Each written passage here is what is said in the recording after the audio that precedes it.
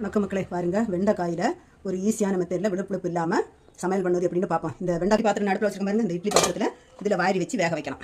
10 நிமிஷம் நேரம் வேக வைக்கணும். வேக வச்சுட்டு அடுத்தது என்ன பண்ணுதுன்னு காட்டி மூடி போட்டு வைக்கணும். பார்த்துங்க, அதுக்கு வெந்ததுக்கு பிறகு போடக்கூடியது மிளகுத்தூள், சாம்பார் பொடி, மஞ்சள் பொடி. பாருங்க, இந்த அளவு வேக வச்சு இதை இனி இறக்கணும். பார்த்துடுங்க, பாருங்க பாத்திரத்துக்கு மத்திச்சு விழுக்கு தன்மையே இல்லாமல் இருக்குது. பார்த்துருங்க, சட்டி அடுப்பில் வச்சுருக்கோம்.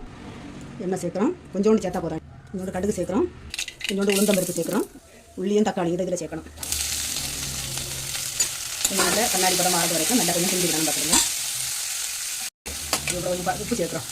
பொடி உப்பு தான் சேர்க்கணும், ஏன்னா தண்ணி சேர்க்க போகிறதில்ல பற்றியா, அதனால் பொடி உப்பு சேர்த்து இதை நல்லா செஞ்சுக்கணும்.